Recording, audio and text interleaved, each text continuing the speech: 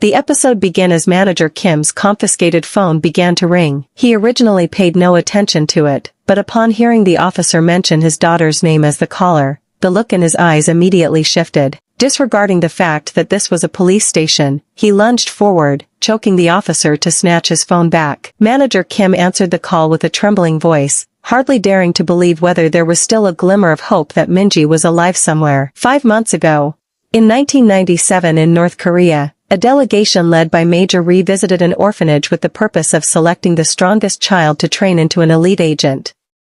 When Major Ri asked the children if anyone wanted to return with him to serve the military, a young boy named Kim immediately raised his hand and asked if he would get enough to eat.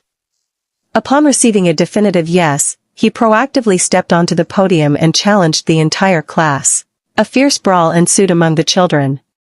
And in the end, the only one left standing was a young boy named Dong Gang.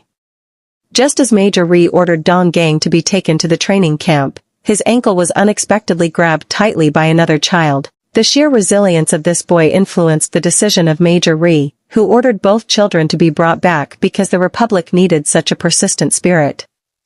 When asked for his name, the boy could only utter the word Kim before losing consciousness. During the revolutionary spirit lessons, any child showing signs of discouragement would instantly receive a bullet from Major Ri.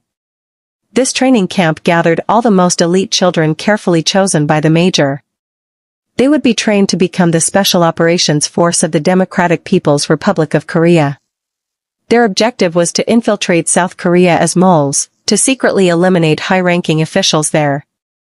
Therefore, they not only required physical training, but also had to endure brutal torture to test their indomitable spirit, demanding that they keep their mouths absolutely shut and never disclose harmful information to their homeland. During these sessions that felt like hell on earth, it becomes clear that the codename 66 did not originally belong to Kim, but was instead the code number for Dong Gang. Kim was designated as number 73. While other militaries trained to strengthen the physical condition of recruits, these North Korean children were trained to learn how to take human lives. The one who excelled in all training exercises and pleased Major Ri the most was Agent 66 Dong Gang. Kim felt deeply bitter and resentful for only being ranked second. That evening when Dong Gang brought him food, Kim immediately threw it away. Dong Gang believed that since they both came from the same orphanage, they should look out for each other, but Kim did not see it that way. His ego was higher than the sky.